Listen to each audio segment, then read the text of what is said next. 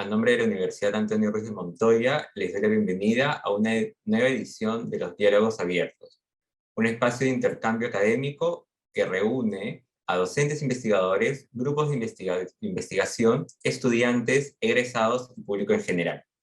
En esta oportunidad presentamos la mesa Enseñanza y Aprendizaje en Pandemia, experiencias universitarias desde la virtualidad.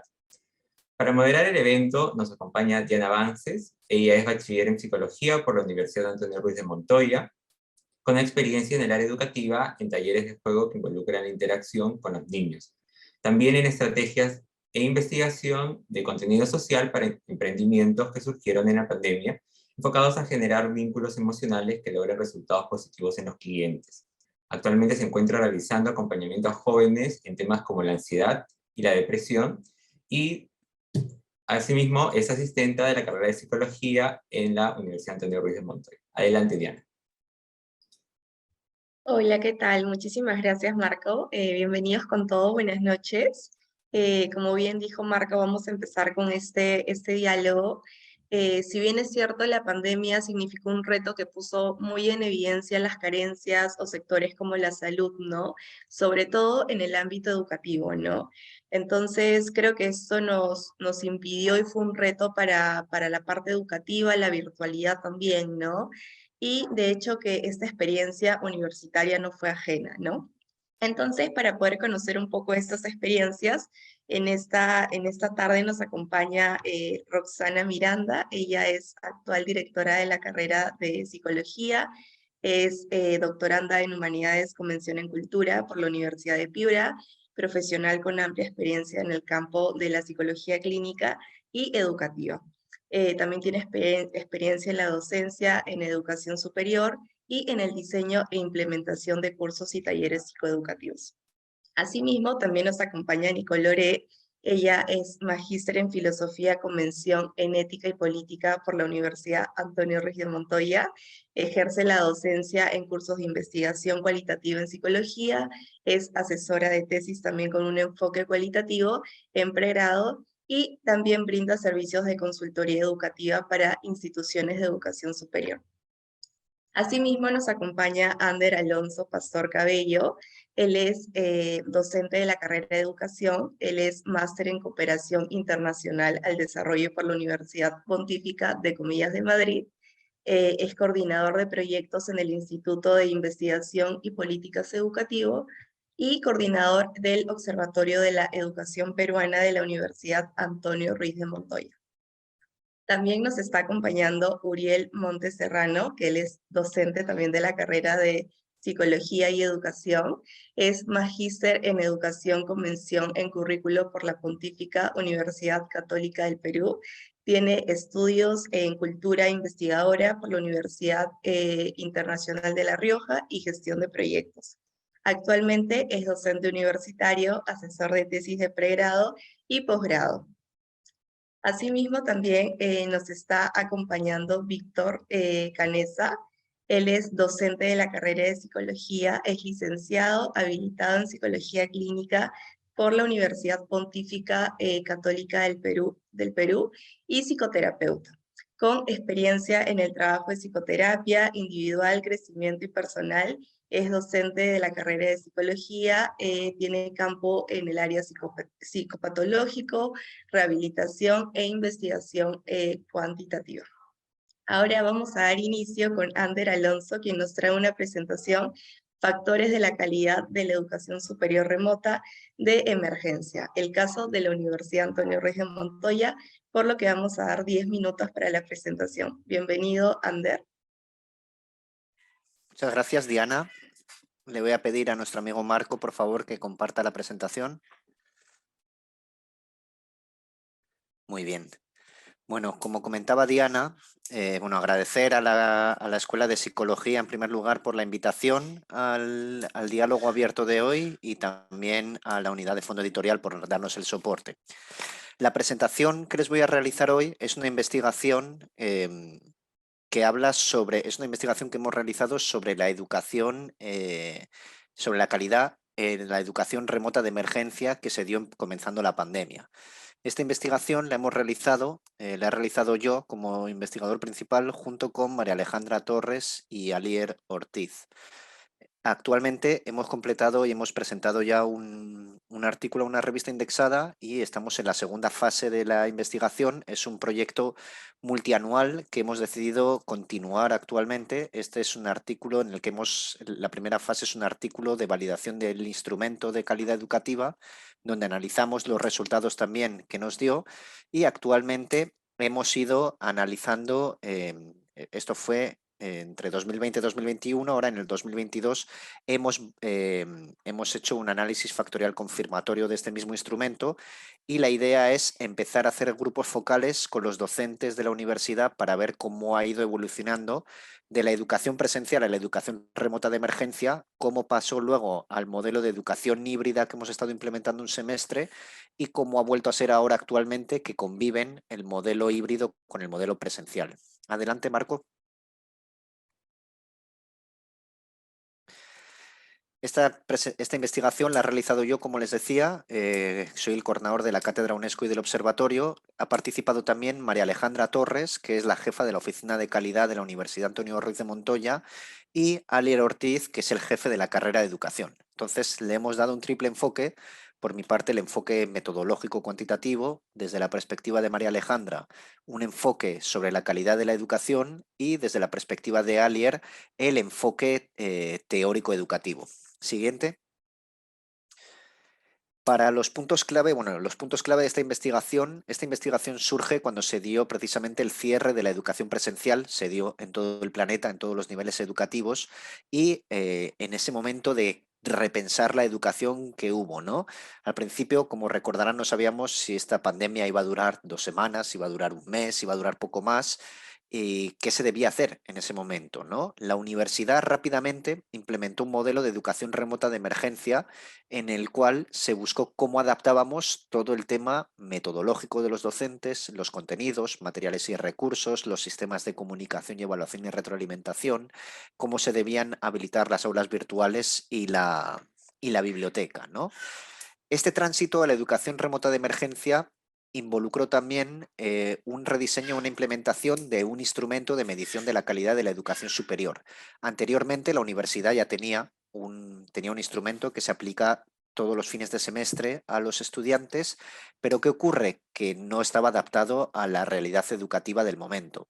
Entonces, la universidad, desde la Oficina de Calidad Educativa y de Educación a Distancia, rediseñaron el instrumento junto con algunos jefes de distintas carreras, y finalmente Vicerrectorado Académico lo aprobó.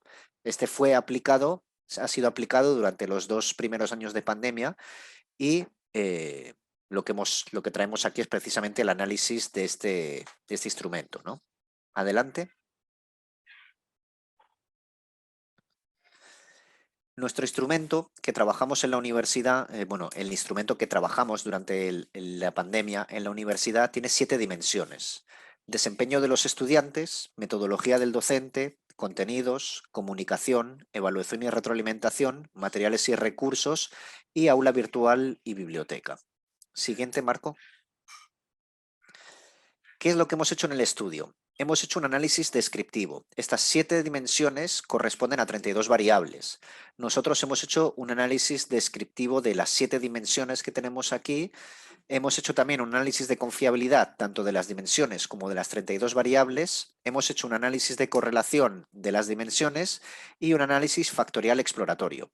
Nos hemos decidido por el método de análisis de los componentes principales, y hemos decidido tomar una rotación oblicua, lo cual nos permite escoger de la mejor manera cuáles van a ser las cargas salientes. Le hemos aplicado también un estadístico Kaiser-Meyer-Olkin y un test de esfericidad de Bartlett. Esto, aunque suene un poco así como a chino. ¿Por qué hemos utilizado esto? Porque el análisis factorial exploratorio nos devuelve varias matrices con distinta información.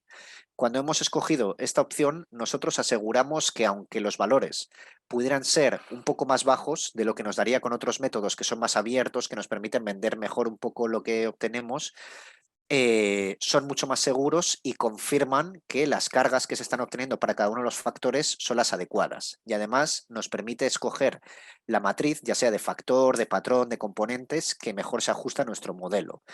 Felizmente, además de haber escogido esto, han salido unos resultados bastante interesantes con unas cargas salientes estupendas. Lo único que nos ocurrió es que, con el estadístico Kaiser-Meyer-Olkin lo que nos dijo es que una de las variables no servía, no funcionaba en el modelo, entonces tuvimos que sacarla y a partir de ahora esa variable ya no existe en los cuestionarios siguientes. Ahora sí, Marco, adelante. Nosotros hemos empezado el análisis, bueno, como les digo, con un análisis descriptivo de las variables. Hemos hecho la media, la moda, la mediana, desviación típica, etcétera. Aquí solo les voy a presentar los promedios de cada una de las dimensiones y además le hemos hecho un análisis de la varianza, una ANOVA. Este análisis de la varianza nos dice si hay diferencias significativas dentro de los grupos, ¿no? Por ejemplo, si el desempeño de los estudiantes hay diferencias significativas dentro de las facultades o metodología del docente. La NOVA nos ha dicho que hay diferencias estadísticamente significativas en todos los grupos. Entonces nosotros lo hemos representado y lo que vemos están por orden la Facultad de Ciencias Sociales, de Filosofía, Educación, Ciencias Humanas, de Humanidades y de Ingeniería, Gestión y Matemáticas. Lo que vemos aquí es que Filosofía, Educación y Ciencias Humanas y Humanidades son las facultades que han obtenido mejores resultados en promedio. De hecho, Filosofía, Educación y Ciencias Humanas siempre está por encima del promedio, ¿no? Si nos fijamos, hay una rayita con un valor en cada una de ellas. Ese es el valor promedio de esa dimensión para los estudiantes. Y si nos fijamos, la Facultad de Ciencias Sociales ha sido la facultad que ha obtenido unos resultados inferiores frente al resto de facultades en su mayoría, ¿no? ¿Qué es lo que vemos aquí? Los estudiantes se han autovalorado a ellos mismos con un promedio de 4,5 sobre 5, es bastante alto, se consideran que han tenido un buen desempeño. La metodología del docente está valorada con un 4,46. Bueno, en general, si nos fijamos, todos los valores están en torno a 4,4 a 4,5. El único que tiene un valor inferior es aula virtual y biblioteca con un 4,3, ¿no? Pero lo que vemos es que hay una buena valoración en todas las dimensiones por parte de los estudiantes hacia la calidad educativa de la universidad en ese momento. Siguiente. Voy a correr un poquito porque me dicen que me queda poco tiempo. Hicimos también un alfa de Cronbach, que es el análisis de confiabilidad. Hemos obtenido unos valores muy altos, muy cercanos a 1, es un estadístico que va de 0 a 1, hemos obtenido unos valores muy altos. Cuando hicimos la confiabilidad por cada una de las variables, ahí a la derecha pone número de elementos 32, obtuvimos un alfa de Cronbach de 0,96, que es estupendo. Y cuando lo hicimos por escalas, también para las 7 escalas, nos daba un alfa de Cronbach de 0,9, ¿no? Entonces, bueno, obtuvimos valores bastante positivos. Siguiente.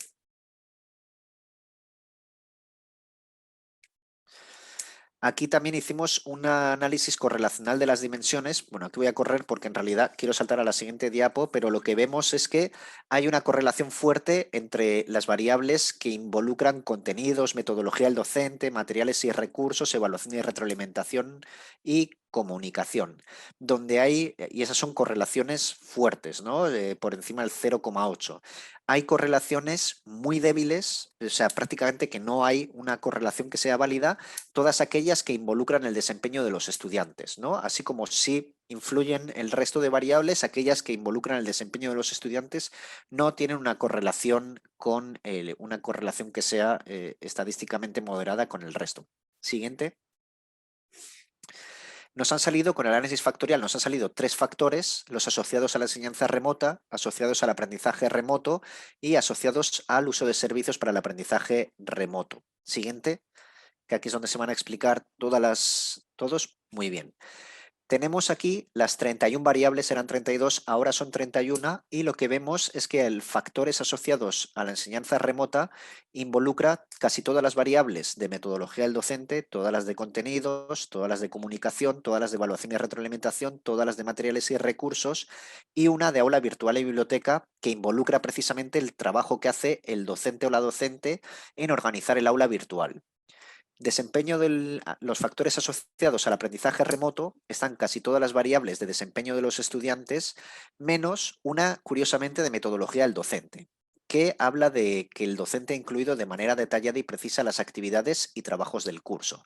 Hemos analizado mucho qué significaba esto y lo que hemos descubierto es que en realidad no habla de que los docentes incluyan de manera detallada y precisa las actividades y trabajos del curso, sino que los estudiantes han sido capaces de comprender esas indicaciones para las actividades y los trabajos, ¿no? Ello implica que hay que reformular esta pregunta para incluirla en temas de desempeño de los estudiantes. Y el factor 3, que es el que se asocia a uso de servicios para el aprendizaje remoto, tiene también tiene una variable de desempeño de los estudiantes que es he participado activamente en las actividades sincrónicas. Aquí también lo hemos repensado, hemos estado investigando qué significaba y lo que aquí sucede es que habla del uso del Teams o del Zoom en la pandemia. No es tanto la participación de los estudiantes, sino el hecho de que han estado en el aula virtual, o sea, en el aula virtual, perdón, en el Zoom o en el Teams.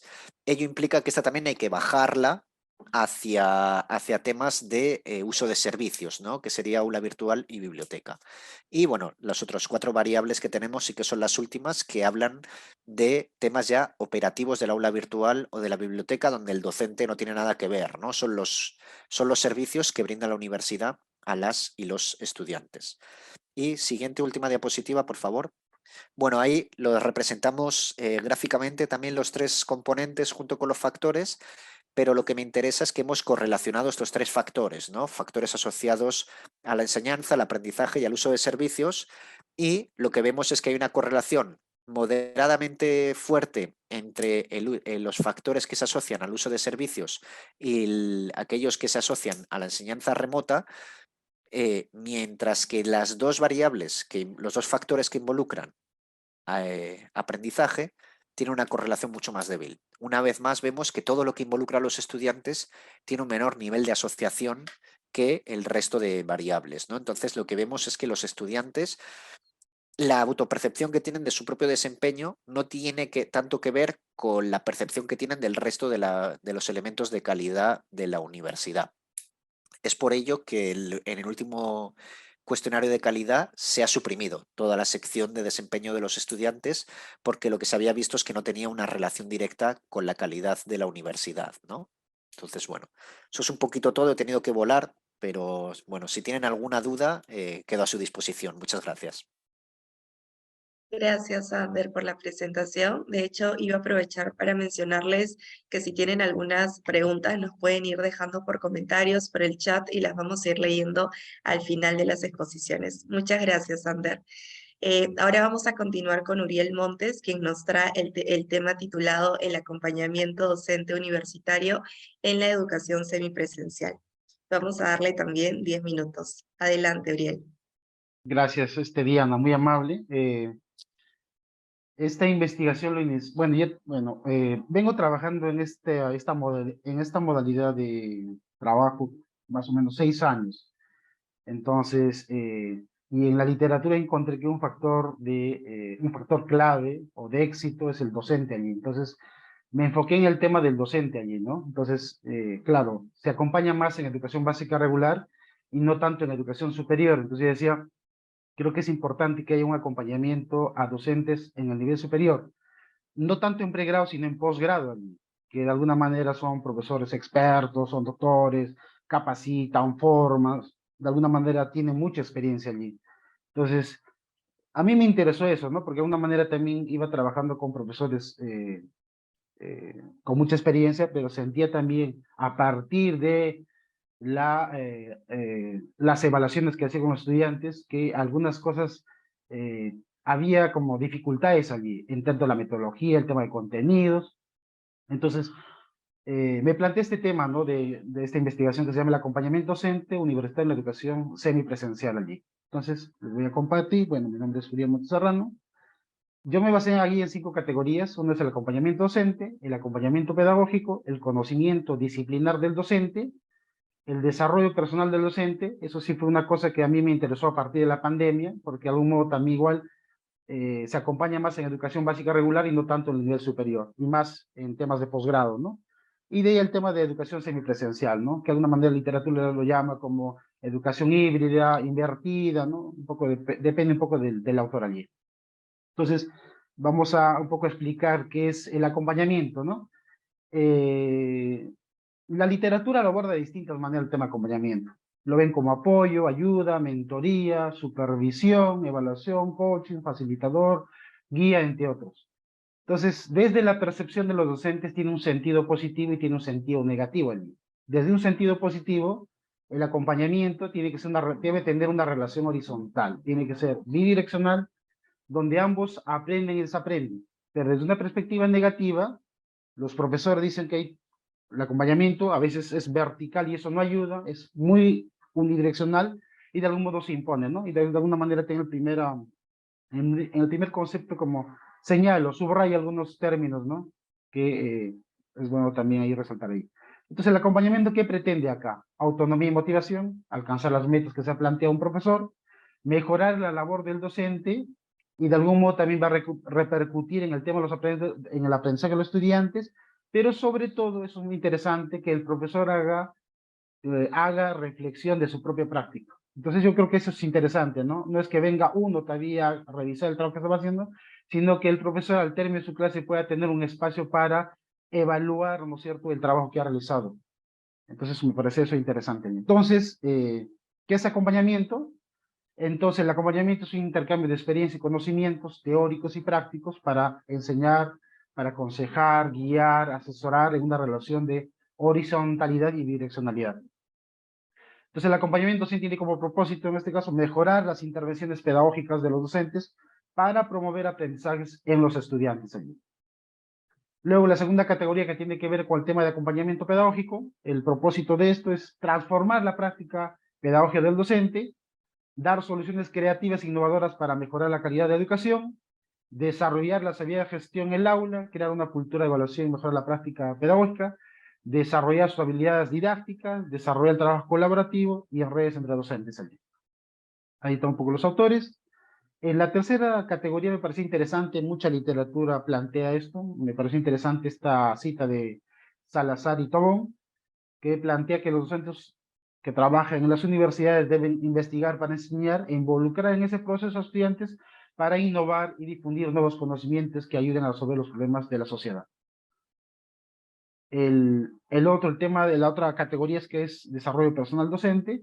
Ahí, de algún modo, enfatizar el tema de qué habilidades debe tener el docente para poder trabajar en el nivel superior. Entonces, hablar del tema de la empatía, debe tener buenas relaciones interpersonales, debe saber trabajar en equipo, debe tener pasión, debe cultivar la amistad, debe ser un buen comunicador, debe tener unas buenas competencias emocionales, debe trabajar la autorregulación, la autoestima, el autoconcepto en el trabajo que realiza. Yo subrayé tres cosas que me parece interesante porque de alguna manera también hay evidencia científica que las competencias emocionales, el tema de la autoestima, el tema del autoconcepto, influyen y determinan también el aprendizaje y rendimiento académico de los estudiantes.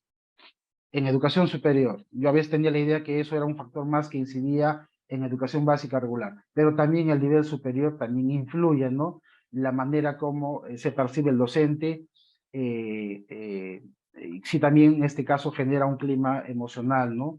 Dentro del trabajo que realiza. Están un poco los autores allí.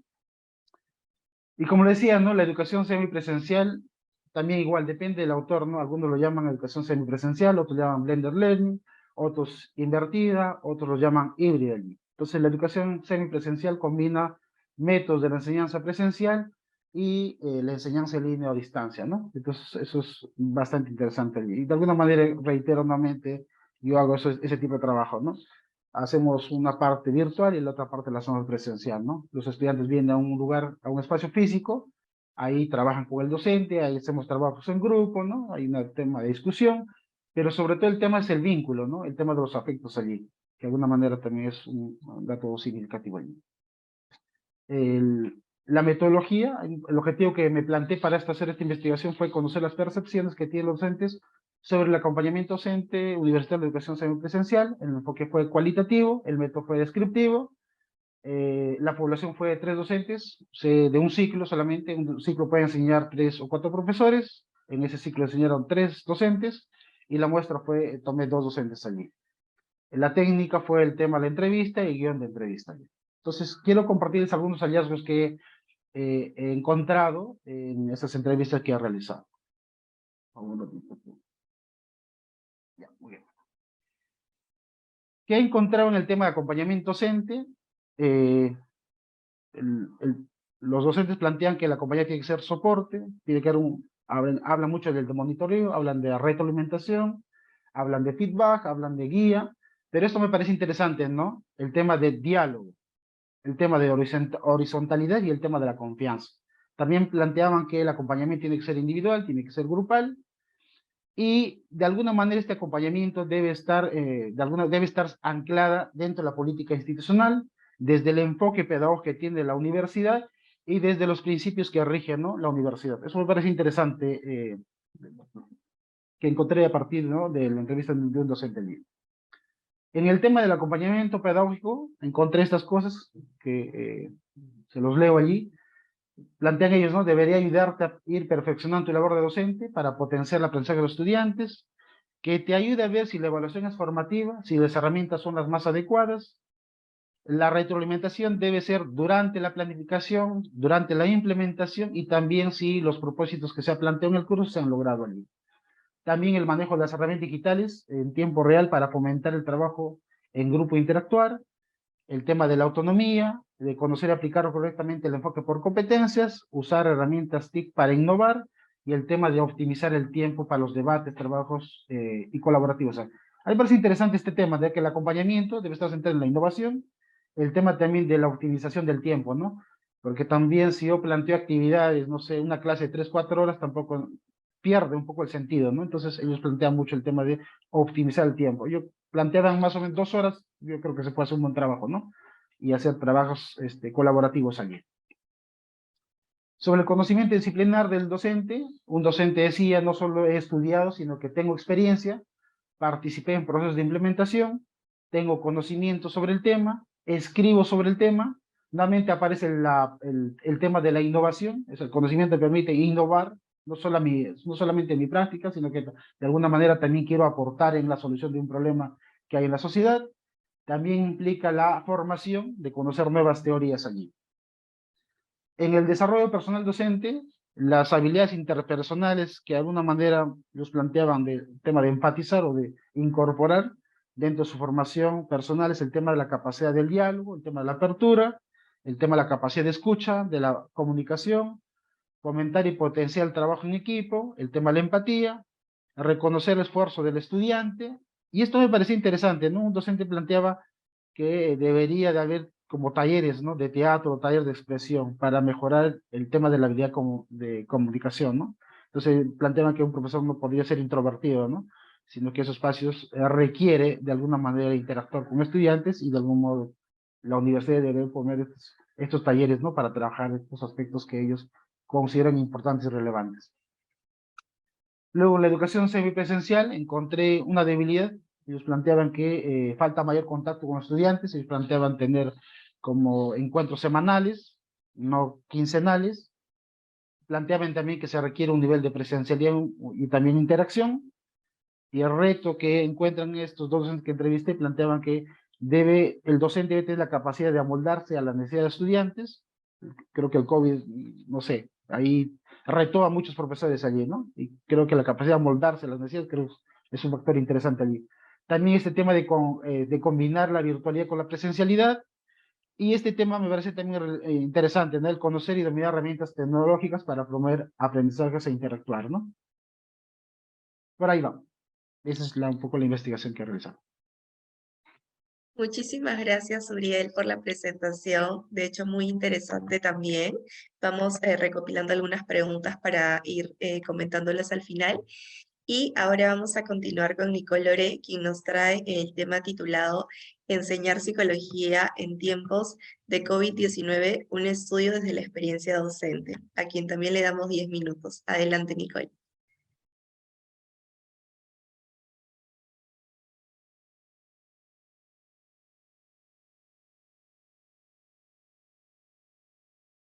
Muy bien, muchas gracias, Diana. Buenas tardes con todas, con todos los asistentes. Un gusto verlos. Veo algunos nombres conocidos en el chat y me alegra mucho podernos encontrar en este espacio.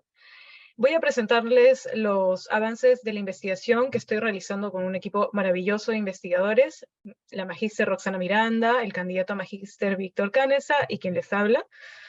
Y nuestra investigación se titula de esta manera, y no es por casualidad, en realidad estamos investigando algo que nos ha tocado a nosotros como profesores de psicología profundamente. Queremos explorar la experiencia de enseñar psicología en tiempos de COVID-19. Y hacemos esto porque, así como han compartido mis colegas, los cambios que sufrió la educación en la época pandémica, en el tiempo más álgido de la pandemia, fueron muy directos, muy claros, y en el ámbito de la psicología también supusieron un ajuste muy particular en términos del cómo enseñar o transmitir saberes psicológicos, cuando nuestra disciplina es una disciplina del contacto, de la conexión con el otro. Hay cursos, nos decíamos, que no se pueden enseñar virtualmente. Entonces, frente a este momento de crisis, nosotros nos preguntamos cómo se enseña psicología, pero no solamente desde el ámbito de los procesos de enseñanza-aprendizaje, sino desde la experiencia misma de los docentes. Es decir, qué sintieron, qué vivieron, cómo lo pensaron, ¿no? Y es porque nosotros también hemos vivido eso. Y no solamente nosotros como psicólogos, sino también docentes de otras disciplinas han experimentado probablemente algo muy similar. Muy bien. A ver, vamos a ver si puedo cambiar de diapositiva. Ajá, sí, ya, perfecto. El objetivo de este estudio es explorar las experiencias de enseñanza virtual durante la crisis por COVID-19 de los docentes de psicología de un grupo de universidades privadas de Lima. También con esto queremos recoger las experiencias de diversas instituciones educativas, porque sabemos que cada cultura institucional va a teñir de un matiz distinto a la experiencia de los profesores. Y de manera mucho más específica, ligada al ámbito educativo, queremos describir las estrategias de adaptación, porque también tuvimos que adaptarnos, ¿no?, a esta nueva forma de enseñar y de vivir. Queremos describir los desafíos enfrentados y sus implicancias en la pedagogía de la psicología, ¿no? Y también queremos describir las implicancias de la enseñanza virtual en la relación docente-estudiante y el vínculo docente-institución desde la perspectiva de los docentes. Son objetivos bastante ambiciosos, pero en la etapa en la que nos encontramos ahora hemos conseguido información suficiente como para ir echando luces en torno a estos objetivos. Nuestro primer planteamiento de la investigación supuso una revisión bibliográfica en donde nosotros empleamos artículos de 2020 que ya empezaban a problematizar los procesos de enseñanza-aprendizaje en la virtualidad, pero eran artículos muy del momento, muy contextualizados al momento más álgido de pandemia, porque eran de 2020, y como estamos ejecutando las entrevistas ahora, esto nos llevó a actualizar nuestras fuentes. Y en esta actualización de antecedentes hemos notado que ya se está escribiendo, ya se están hallando experiencias docentes vinculadas, por ejemplo, a la confusión inicial acerca de la continuidad del proceso de enseñanza-aprendizaje. Lo dijeron mis colegas, empezó la pandemia y nadie sabía cuánto iba a durar, si iba a ser 2 semanas, un mes, y resultó ser 2 años, 2 años y medio, y ahora en la quinta ola seguimos aislándonos para proteger nuestra salud y la de los otros, ¿no? Entonces, lo que se señala es que sí, esta situación forzó a los docentes a adoptar el sistema en línea. Entonces, el proceso de adaptación ha sido una adaptación muy forzada. También se halló que muchos docentes no eran muy entusiastas respecto a la enseñanza virtual, y eso nos consta, como psicólogos, nos hemos preguntado muchas veces, muy críticamente, qué tanto podíamos enseñar en virtual, ¿no? Sobre todo cursos vinculados a las entrevistas, a la observación, a la aplicación de pruebas, a la psicología gestalt, entre otros. Y por último, como ven aquí, también se ha identificado que la preparación para la emergencia en los docentes estuvo fundada en el conocimiento previo acerca de la enseñanza online, las capacitaciones, el diseño y desarrollo de cursos. Entonces, por un lado también se exigía que los docentes tuviesen algún tipo de saber previo para poder enfrentar la situación nueva. Y lo que ven en pantalla es un pequeño mapa de algunos de los antecedentes, y como ven son todos muy actuales, pero en algunos casos, como aquí, están vinculados a investigaciones previas en torno a la virtualidad, de los procesos mediados por lo virtual. Pero por suerte nuestros antecedentes son todos sumamente actuales porque responden a nuestro contexto. Nuestro método de estudio es cualitativo, estamos también apostando por un diseño de investigación específico para estudios psicológicos, que es el análisis fenomenológico interpretativo, establecido en el 2009, me parece, por Smith, Flowers y Larkin, pero actualizado al 2022. Hemos realizado entrevistas semiestructuradas a profundidad, que exigen, pues, de conversaciones extensas con los docentes, y de hecho, nuestras conversaciones hasta el momento son bastante largas, 1 hora y media en algunos casos, una ficha sociodemográfica para conocer a nuestros profesores. Nuestra propuesta de análisis es usar Atlas T en su versión 22, que es también la última, ¿no? Y lo que queremos con esto es, primero, probar la herramienta para hacer el análisis, ajustándola a los pasos que ya están dispuestos en el análisis fenomenológico interpretativo. Y por supuesto, como es una investigación con humanos, el estudio ha sido aprobado por el Comité de Ética de la Universidad Antonio Ruiz de Montoya, ¿no? Que era un requisito para nosotros antes de empezar con el proceso de ejecución de las entrevistas. Entonces, miren, hasta el momento, este es el estado de nuestro proyecto. Hemos probado nuestro instrumento, este ha sido evaluado por 3 expertos y luego ha sido puesto a prueba en 3 pilotos. Cada uno de nosotros, como investigadores, ha podido ensayar el instrumento. Eso nos ha permitido familiarizarnos con las preguntas y también evaluar, pues, la comprensibilidad de las mismas. Hemos notado algunas cuestiones respecto a la comprensión de algunas preguntas y su orden, que nos llevó a ajustar el instrumento.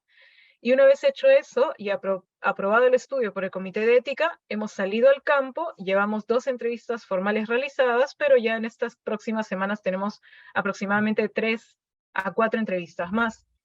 No tenemos un tamaño muestral a priori, porque este es un estudio que, digamos, el diseño no lo exige, pero los autores recomiendan un tamaño muestral de entre 3 a 6 sujetos, pero nosotros estamos apostando por más, porque queremos escuchar más voces. Somos un equipo también de 3, ¿no? Entonces tenemos, digamos, los recursos para poder recoger más experiencias.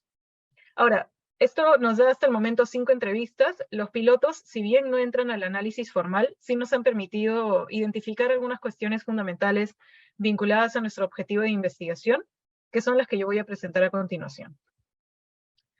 Estos son nuestros hallazgos preliminares. Hemos organizado los hallazgos en función a nuestros 2 grandes ejes de entrevista. El primer eje, como verán en este mapa, es el de la experiencia de ser docente. ¿Qué significa para los profesores de psicología ser docente en tiempos de pandemia? Entonces, en primer lugar, hemos notado en consonancia con los estudios previos que esta es una experiencia vivida como muy novedosa. Y esto lo hemos vivido todos, de hecho. No sabíamos qué pasaba, ¿no? Nunca habíamos vivido una pandemia de este tipo, con internet, con universidades preparadas con plataformas, pero esta experiencia novedosa primero se vivió con cierta desconfianza. Los profesores no estaban muy seguros si es que se iba a lograr enseñar virtualmente. También esta novedad implicó y exigió la adaptabilidad muy rápida de parte de los docentes para poder ajustar sus estilos pedagógicos, sus herramientas para poder enseñar y mantener vigente el servicio educativo. También algunos destacan de manera más o menos positiva la necesidad de aislarse como para proteger su salud y la de los demás, y esta menor exposición también ayudó a agilizar algunos procesos de enseñanza. Pero también la novedad promovió cierta noción de al ajuste medio accidentado, ¿no? Uno ensayaba, ¿no? Propuestas, ensayaba formas de enseñar que a veces fallaban. En términos del tiempo, esta es una categoría que a mí particularmente me gusta mucho. Los profesores sí comparten respecto a cómo vivieron o cómo sintieron el transcurso del tiempo durante la pandemia, y ellos, algunos señalan que lo tienen como registrado como una laguna del tiempo, como si hubiese sido un periodo de sus vidas que ahora en retrospectiva, como no logran integrar muy bien a sus historias de vida, ¿no? Un tiempo como que un paréntesis, ¿no? en su tiempo. También hay otros docentes que sienten que esto lo han vivido como una vorágine, un tiempo en espiral, ¿no? Que vuelve sobre sí mismo, recursivo, en donde había que resolver, había que hacer muchas cosas, y en eso se nos pasaron los 2 años y medio y ahora estamos aquí discutiendo sobre este tema, ¿no? Y también otros señalan que a pesar de las circunstancias, en el paso del tiempo ellos percibieron otras formas de disfrutar la vida que disfrutaron particularmente. Ahora voy a pasar a la experiencia corporal, ¿no? Que es interesante también. Muchos docentes señalaron sentir agotamiento, sueño, que creo que muchos de nosotros todavía sentimos. También en términos del uso de las cámaras percibían que su cuerpo estaba parcializado, recortado, ¿no? O sea, no tenemos piernas aquí, ¿no? Y ahora que volvemos a la presencialidad, sí, todos tenemos un cuerpo, somos reales, pero en su momento los participantes sentían que ellos mismos estaban cortados y además, al no poder ver sus estudiantes, también sentían que faltaba cuerpo, ¿no? Faltaba esta cuestión más material y corpórea. Y aquí hay una cita, como ven en pantalla, que nos gustó mucho al equipo, y es que un docente señalaba que incluso el hecho de verse a sí mismo en la cámara y no ver a sus estudiantes era un elemento distractor. Me veo a mí mismo, porque era el único rostro que podía ver. Mis estudiantes no prendían la cámara, ¿no? Y esto también incide mucho en la experiencia corporal. Y bueno, ya para terminar, porque me queda poco tiempo, aquí, este mapa yo sé que es bastante grande, pero lo que sí me interesa compartir con ustedes es la particularidad en términos de la enseñanza de psicología. Aquí lo que vemos es el proceso de enseñanza-aprendizaje en muchos de sus elementos y dimensiones. En el caso de los psicólogos, ¿no? Los participantes señalan que ellos tuvieron que asumir una posición compasiva, flexible e incluso contenedora por sus estudiantes. De hecho, el rol docente y el rol del psicólogo se entrelazaron en muchas ocasiones. Nosotros tuvimos una actitud mucho más cercana con nuestros estudiantes, porque sabíamos que sus procesos afectivos incidían directamente en sus capacidades para aprender. En términos del vínculo profesor-alumno, se señala, de hecho, que la virtualidad favoreció el vínculo en algunos casos, que se desarrolló mayor cohesión y empatía, que sí se promovió el respeto a opiniones diversas, pero que hubieron algunas particularidades de la comunicación que hicieron que esta fuese un poco más difícil, ¿no? Y también en cuanto a las representaciones acerca de cómo aprendían los chicos, ¿no? Los psicólogos señalaron que, por ejemplo, metafóricamente, ¿no? Lo que ven en la cita, cada estudiante, se adaptaba desde el chasis que cada uno traía a la universidad. Entonces, con lo que teníamos nosotros y nuestros estudiantes, cada uno con sus recursos, hacía lo posible para enfrentar las circunstancias novedosas. Los psicólogos identifican que había mucha disposición para experimentar. También entendían que los estudiantes necesitaban desarrollar autonomía para poder continuar estudiando. En muchos casos se reconoce, ¿no? La renuncia a proyectos de vida universitaria, la adaptación de expectativas a la realidad, y también se hicieron mucho más claras para nosotros los docentes las dificultades en el aprendizaje de nuestros estudiantes. Y bueno, tenemos, como ven, muchas más categorías identificadas. Son todas estas categorías a priori, un poco inductivas, preliminares, que van a ir aterrizándose mejor una vez vayamos realizando el proceso de recojo y análisis de datos con mucha más precisión. Y bueno, esto, por supuesto, a nosotros nos despierta preguntas y nos imaginamos que ustedes también, y esperemos pues poder aclararlo y poder seguir conversando acerca del tema. Muchas gracias. Muchas gracias, Nicole, a Roxana y a Víctor también por este trabajo. De hecho, también me gustaría poder mencionar que este proyecto ganó el financiamiento para las investigaciones, así que queríamos también mencionarlo ahora que Nicole está presentando junto a Roxana y a Víctor también. Ahora pasamos al espacio de comentarios. No sé si les gustaría poder empezar comentando un poco sobre las 3 exposiciones que hemos tenido ahora. Doy el micro libre para que puedan poder comentar, ¿no?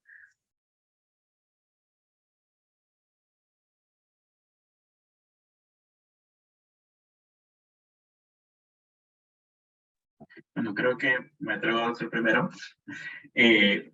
Lo primero que me parece bien interesante que incluso ha sido un objetivo del análisis de enseñar en virtual y estamos teniendo una conferencia en virtual. A pesar de que ya se ha vuelto a la presencialidad, me parece que creo que un ejemplo bien marcado de que hay cosas que se quedaron. Que quién sabe por cuánto tiempo y quién sabe en qué medida. Y me pareció también bastante interesante que mientras escuchaba las otras exposiciones, me ponía a pensar de que parece que de alguna u otra forma ha estado bien presente esta relación triangular entre estudiantes, profesores e institución. Desde si la institución ha marcado un poco la diferencia entre qué le pertenece o no a los estudiantes, si la institución ha estado presente, por ejemplo, en las aulas, en la biblioteca. Creo que ha sido bien llamativo en cuál ha sido el rol de los profesores, estudiantes e institución, ahora que la institución no es concretamente el local donde se reúnen esta dupla. Nada, creo que invito un poco, lo pongo para invitar al diálogo. Gracias, Víctor. No sé si alguien más quiere hacer un comentario breve, sino para poder pasar a las preguntas que tenemos. Me hacía pensar lo que decía Víctor, ¿no? O sea, la universidad tiene una cultura institucional. Entonces, la universidad tiene, por ejemplo, unos valores, unos principios, lo que un profesor de la entrevista decía, ¿no? O sea, tiene un valor, un enfoque, un tema, una manera de interactuar con el otro. Yo creo que eso es un elemento clave, ¿no? Porque un profesor que ingresa a la universidad, de alguna manera también eh, tiene que como, no sé, pues tener presentes esos valores, ¿no? Esos enfoques allí, esas maneras de evaluar, porque enfatizo, por ejemplo, yo soy también exalumno de la red de Montoya y siempre, desde que ingresé, había el tema de la horizontalidad, por ejemplo, no había esa jerarquía de arriba hacia abajo, ¿no? Entonces yo creo que también eso, cuando uno es gestor o cuando también en la investigación encontré, enfatiza mucho esa parte de los profesores, ¿no? El tema de la horizontalidad, el tema del diálogo, el tema de la confianza, de acercarse nuevamente a los principios que rigen la universidad, al tema de los valores allí, ¿no? A mí me parece eso interesante, ¿no? Que uno tiene que de alguna manera también leer los documentos que orientan, ¿no es cierto?, a la universidad allí. Porque a partir de ello también tú acompañas, tú eres docente, eres estudiante, te comunicas, ¿no? Generas tus lazos de amistad, no sé, a veces le das más valor, por ejemplo, no sé, a la persona que tal vez a la entrega de un trabajo, porque la pandemia es eso, ¿no? Una persona se enfermó, entonces tiene que entregar un trabajo, ¿qué prioriza? ¿Que me entregue o le digo, mira, primero descansa, recupérate bien y cuando te recuperes me entregas el trabajo, ¿no? Entonces yo creo que me parece importante también, ¿no? Muchas gracias, Uriel, por tu comentario. No sé si hay alguien más que desee comentar. Sí, yo también me sumo un poquito a los comentarios y bueno, me ha resultado muy curioso cuando ha empezado Víctor que hablaba de esta relación triangular, que es precisamente lo que hemos encontrado nosotros, ¿no? O sea, no podemos hablar de un equilibrio si solo tenemos estudiantes y docentes, por ejemplo, pero no tenemos a la institución dando el soporte, ni tampoco nos sirve de nada, y lo hemos visto, ¿no? Nosotros este análisis que les he presentado hemos llegado a poner el foco directamente en cada uno de los docentes de la universidad, o sea, tenemos el análisis hecho a nivel de los docentes que hemos podido clasificarlos, analizarlos, que es esta segunda parte que estamos haciendo actualmente, y lo que vemos es que para que los estudiantes consideren que la universidad tiene calidad, se tienen que mantener el equilibrio entre todo. O sea, no había un docente que estuviera bien evaluado si no tenía, o sea, se podía hablar, podían tener o sea, quien tenía un buen desempeño como docente, lo tenía porque tenía unos buenos materiales, es un docente que evalúa, que retroalimenta, que muchas veces prácticamente se deja de lado, ¿no? Se piensa que el docente está para dar la clase magistral y se acaba, ¿no? Un buen docente, claramente, en la virtualidad también debe evaluar, debe retroalimentar, que es un poquito también por donde iba Uriel, ¿no? Debe haber una horizontalidad entre el docente y los estudiantes, si no, esto no funciona. También, bueno, el hecho, nosotros lo que hemos visto mucho es, no hemos llegado a donde veía ahora los gráficos que han hecho Víctor, Nicole y Roxana y me han gustado muchísimo, ¿no? Porque le dan voz, claro, nosotros hemos trabajado desde una perspectiva casi numérica, completamente numérica. Ahí yo estoy viendo en palabras lo que nosotros estábamos pensando cuando analizábamos todo esto, ¿no? Ahí nos damos cuenta de la importancia también de la investigación, o sea, de lo mixto, ¿no? No sirve de nada si solo nos vamos a lo cuantitativo, nos estamos dejando toda la parte de la voz, de los sentimientos, de las expresiones, los discursos, ¿no? Y precisamente yo creo que ahora que nosotros vamos a entrevistar a los docentes que están trabajando actualmente ya, bueno, ya será el próximo semestre, pero yo creo que vamos a ir un poquito por esa línea, ¿no? Donde van ellos, o sea, de rescatar las experiencias que están viviendo los docentes en todo el proceso, cómo ha sido lo virtual, lo presencial, lo híbrido, ¿no? Estos docentes que hemos experimentado un poquito con lo híbrido, es otro planeta distinto, ¿no? No tiene nada que ver ni con lo presencial ni con lo virtual, o sea, es otra cosa completamente distinta porque tienes que estar con la mirada puesta en la clase, pero pensando también en las chicas y los chicos que están en la televisión, ¿no? En este caso. Entonces, ¿cómo te adaptas, cómo trabajas? Es bastante interesante, pero es un reto para todas y para todos. Gracias.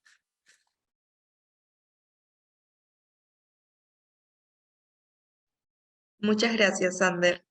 Ahora tenemos la participación de Roxana Miranda. Con esta participación pasamos luego a las preguntas. Adelante, Roxana. Gracias. Sí, brevemente, para dejar tiempo a los demás, quería rescatar justamente cómo, como lo plantea Sander, cómo se integran nuestros tres trabajos, nuestras aproximaciones.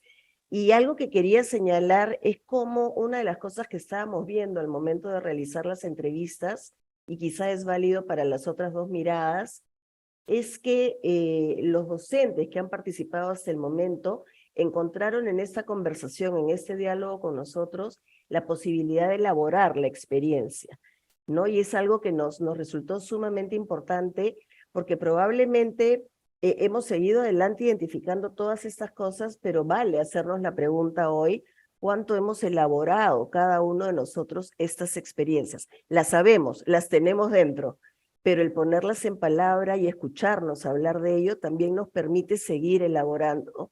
Y tomo en cuenta, digamos, el hecho de que todos los impactos de la pandemia y del confinamiento siguen teniendo manifestaciones actuales, ¿no? Entonces, es algo como dinámico. Solamente quería añadir esa mirada. Muchas gracias, Roxana. De hecho, que estas exposiciones dan para poder seguir comentando mucho más, pero por un tema de tiempo vamos a pasar a las preguntas que tenemos. Ok, voy leyendo la primera pregunta. Desde el aspecto de la colaboración y el trabajo colaborativo entre los estudiantes, ¿cuáles han sido las principales diferencias encontradas entre la presencialidad y la virtualidad y los principales desafíos? No sé si alguien quiere responder.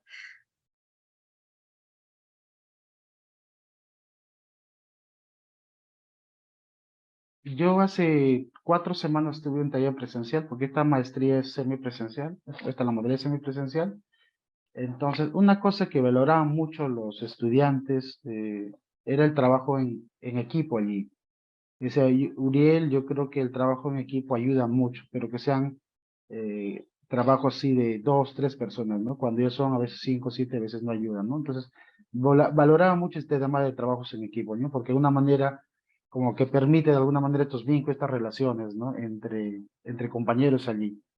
Porque de alguna manera fijaba un horario para conversar, discutir, reflexionar sobre un tema, ¿no? Entonces, yo creo que es el tema también, claro, cuadrar a veces tiempo, optimizar tiempo, ¿no?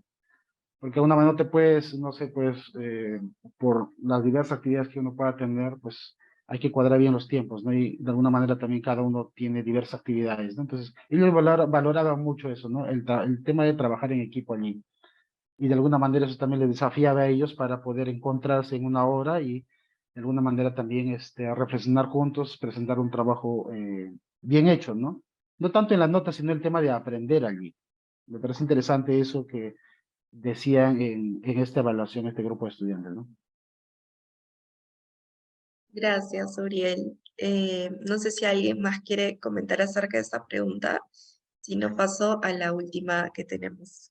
Brevemente, que digamos, no como producto de la investigación, el trabajo de investigación que estamos haciendo, pero sí el trabajo directo con los estudiantes, la diferencia que encontraron entre un trabajo en equipo presencial y uno virtual, ¿no? El no verse, también el no estar en contacto, el no coincidir, fue bastante desafiante, ¿no? El hecho de trabajar con personas que de repente se estaban encontrando sin verse en este espacio y que más bien ahora en la presencialidad se permite retomar de otra manera, ¿no?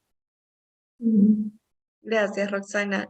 Tenemos una pregunta para la última exposición de Nicole, Roxana y Víctor.